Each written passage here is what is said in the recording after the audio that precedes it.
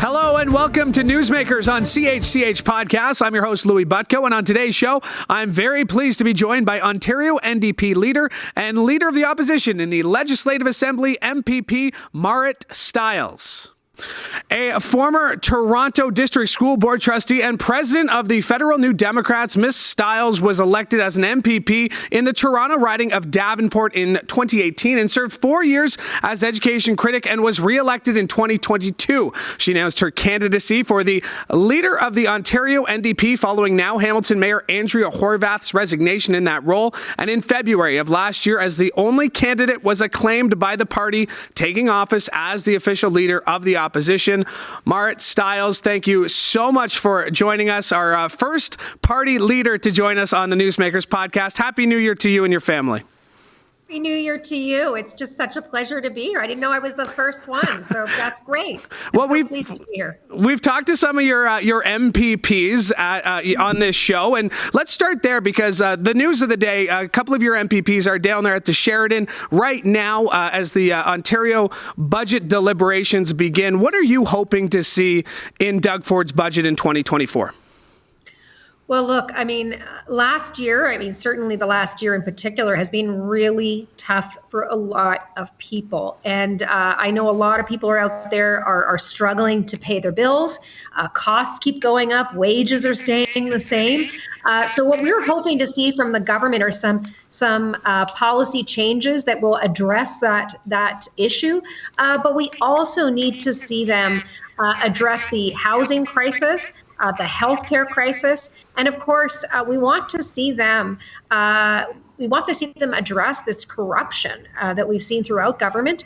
We did see the government reverse course on a number of really big policy issues, like the Greenbelt. And by the way, thank you to the people of Hamilton who spoke up so loudly. And really, this is their win as well, for sure. But we've seen the government reverse course on a number of their really bad policies, and we're hoping that in the upcoming budget, we'll see more reversals as well. As mentioned, it will be 1 year officially on February 4th that you have been leader of the opposition as the leader of the NDP. What have you learned about yourself in this past 11 months as a leader, as a politician, as a person? What have you taken away from that first year as the leader of the party? Wow, what a great question. Look, I would say what I've taken away is that I really do. I've always known that I like to meet people, that I like to learn people's stories. That's very handy when you're in the kind of job I'm in right now. Taking the time to connect with as many Ontarians as I can. It's tough, right? Being on the road a lot of the time, but it's been really important because it enables me and our party and our caucus to be able to speak really from where people are at about the issues that matter to them. And I think that's been really crucial. So I love that. I love this province. It's extremely beautiful, and I knew it was, but I've gotten a chance to see some corners that I hadn't seen before. And it's been really eye-opening. It's been a real pleasure and a real privilege too, I'll tell you.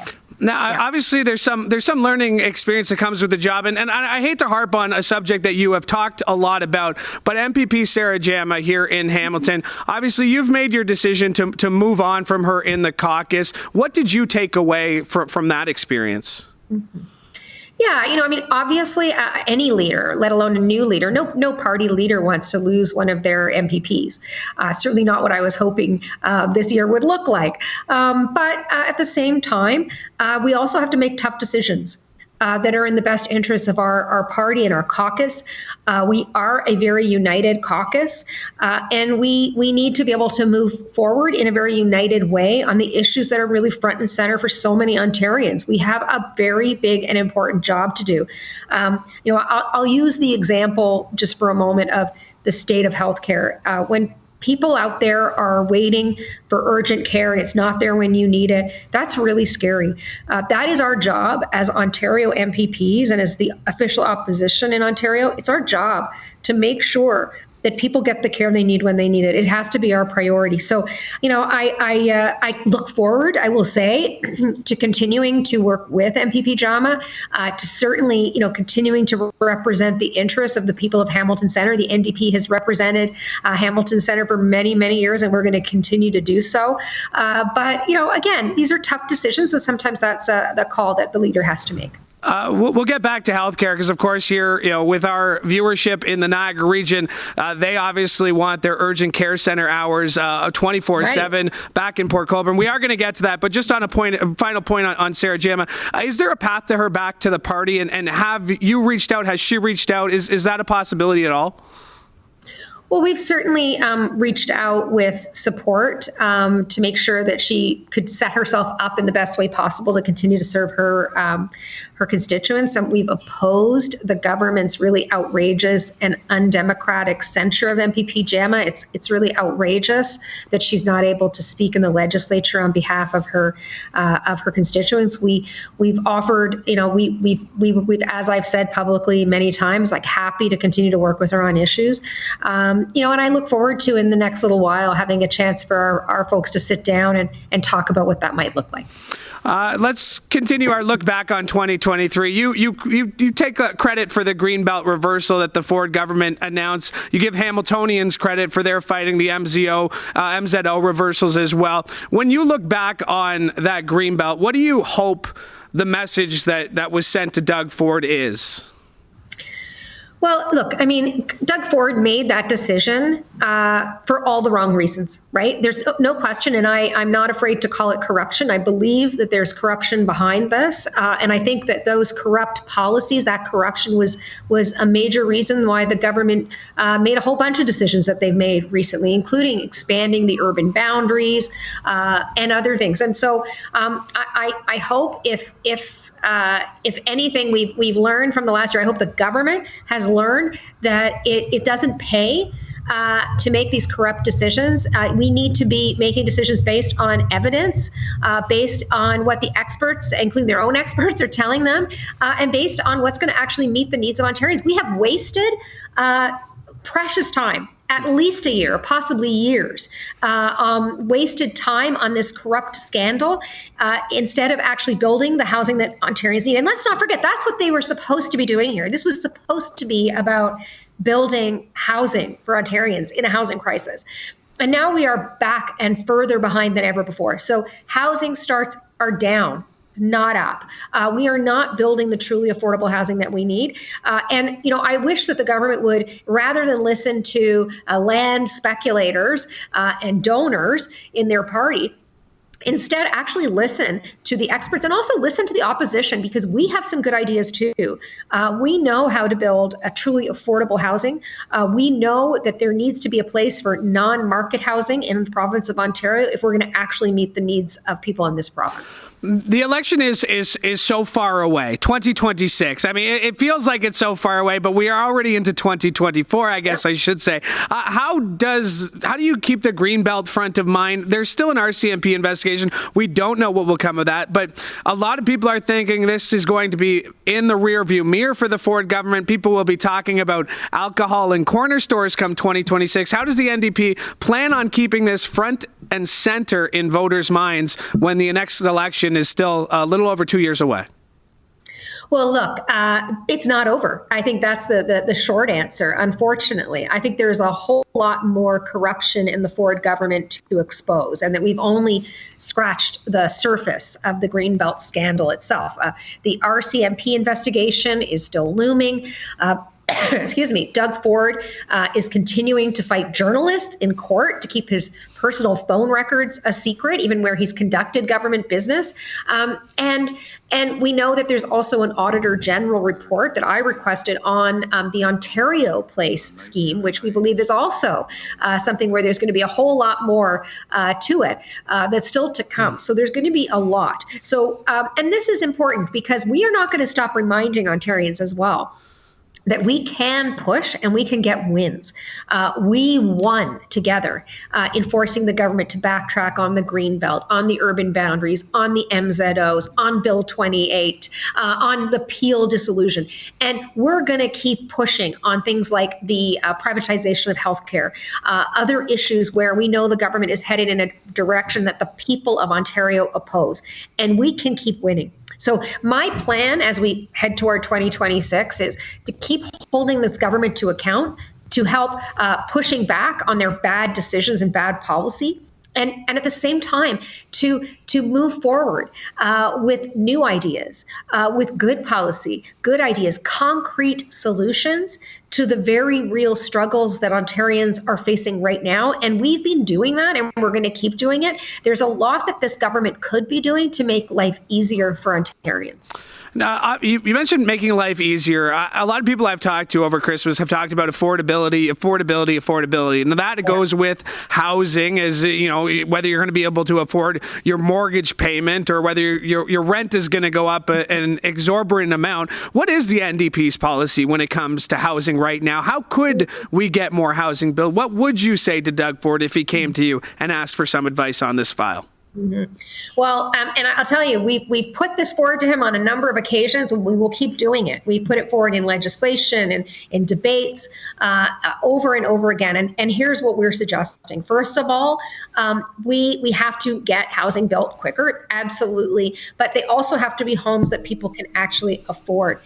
So that means, and this is why we presented this proposal for something we're calling Homes Ontario, where we are proposing that we get back in the business of government actually building housing, which we used to do up until the mid-90s. So, let's get back into the business of building truly affordable and non-market homes in existing neighborhoods where people want to live. That's one thing. And then the other thing that you just cannot ignore is the importance of real rent control. So many people in this province are renting, and we need to bring back rent control to stop the skyrocketing rent increases in this province. It's forcing people to make choices between, paying rent and feeding their children. I mean, that's a choice nobody should have to make.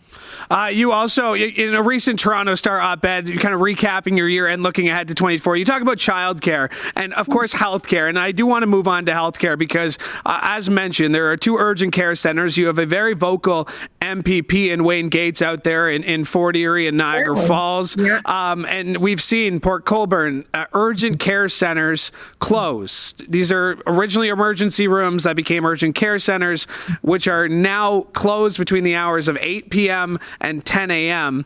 There are a lot of seniors that live out there. My parents have a cottage out there in Crystal Beach. Knowing that the closed hospital is 45 minutes away, what is your solution to reopen those emergency and urgent care centers? Mm-hmm. Well, look, first of all, it's really important. And by the way, being out there talking to people in those very communities you're talking about. And as I said earlier, what I hear from people is how scary it is, right? How really, truly scary it is when your child or a family member is in need of urgent or emergency care and you don't know when it's arriving, when you're going to get it. And we've heard so many terrible, terrible stories. I've personally, directly been listening to people who've told me some of the terrible things that have happened. So look, this is a human resource crisis, right? This is about staffing. It's about staffing in every corner of this province now, and it's only gotten worse. So we had, hallway healthcare under the Liberals. Now it's like garage healthcare under the Conservatives. It's just getting worse and not better.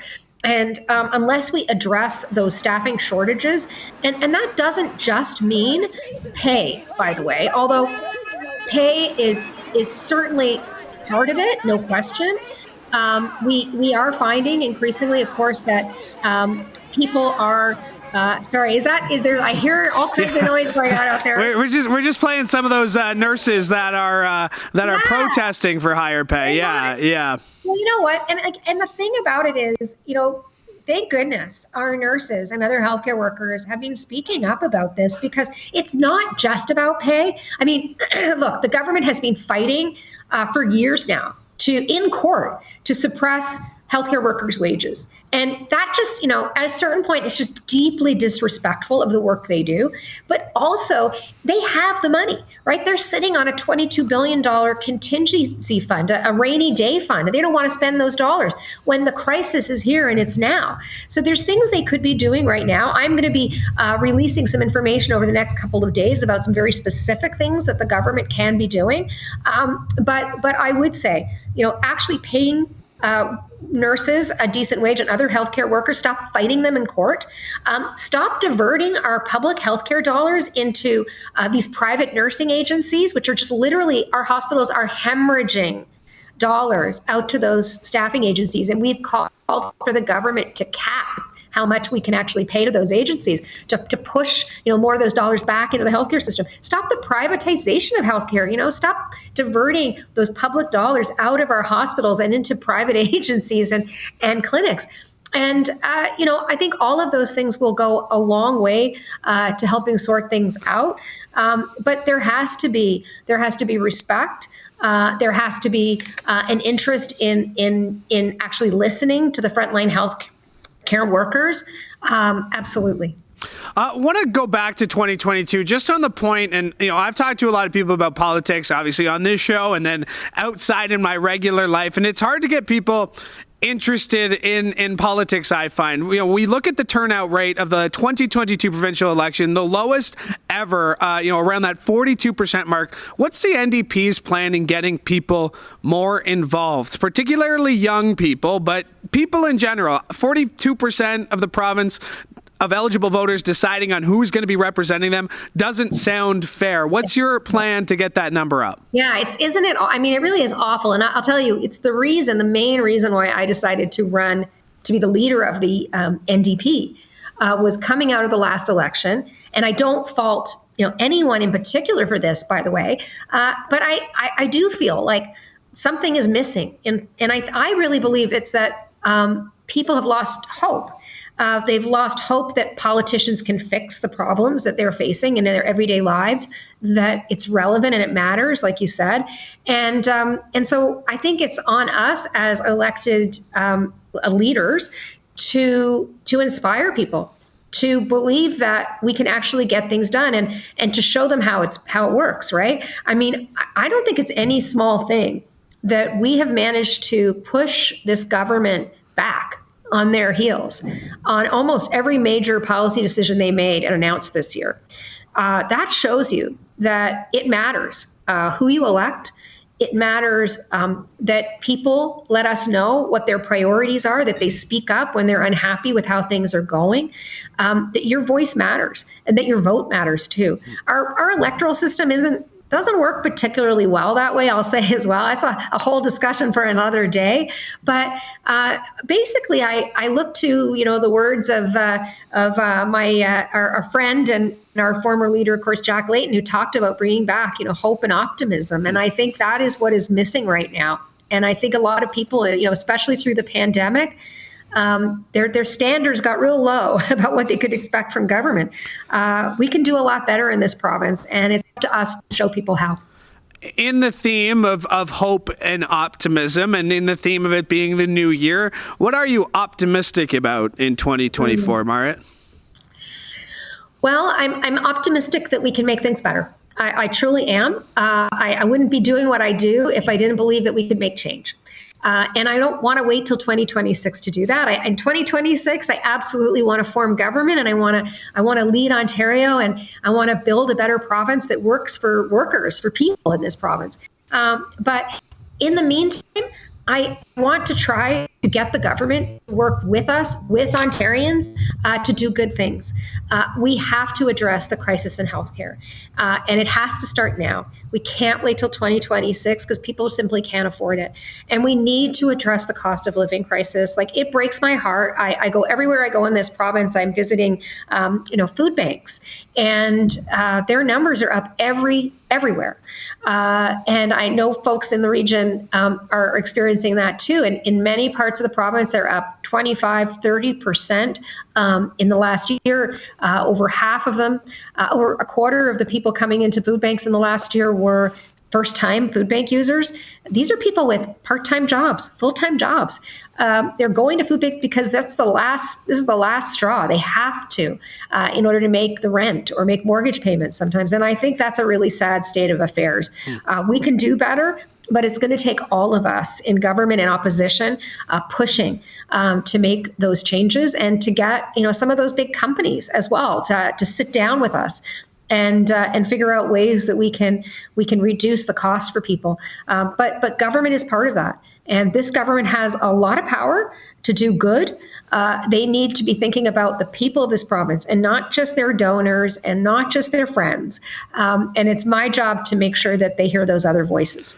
Now, I mentioned off the top, you are the first provincial party leader to join us. You won't be the last. Ms. Crombie is joining us next week. Mr. Schreiner's joining us next week as well. Mr. Ford has not gotten back to us yet, but I do want to ask you about Ms. Crombie. Excuse me. You've called her cut from the same cloth as Doug Ford. What do you mean by that, and why is she not the right choice for Ontarians? Well, look, I mean, I don't think there's a lot of difference in the sort of policies and approach of the Ford Conservatives or the Liberals under this leader. But at the end of the day, what I see, and I think a lot of Ontarians see, is they see Doug Ford and Bonnie Crombie arguing over, who has a nice luxury car, who has a bigger vacation home.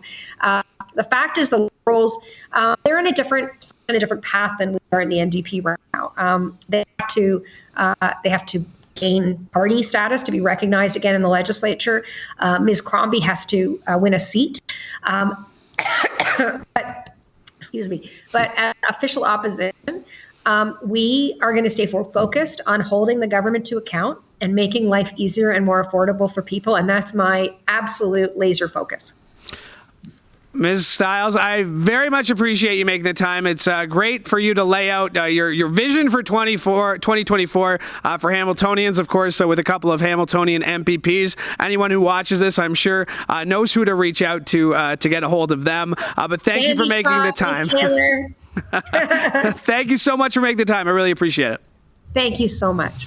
My thanks to Marit Stiles for joining me today. Of course, the leader of the Ontario NDP and the official leader of the opposition in the Ontario legislature. My thanks to you for joining us as well. As mentioned, Bonnie Crombie will be on the show next week. Mike Schreiner will be on the show next week as well, that being this show, Newsmakers. And again, my invitation to Premier Ford is open. And if you'd like to respond to my emails, you can. I would love to have all four of them. But my thanks to Marit Stiles for joining me today. My thanks to Mike Corsten for directing today's show. Happy birthday, Mike. And once again, my thanks to you for checking us out. However you found us on CHCH Podcasts, wherever you find your favorite podcast, or you go to chch.com/podcasts. And from all of us here at CHCH, I'm Louie Butko, hoping you have a great day.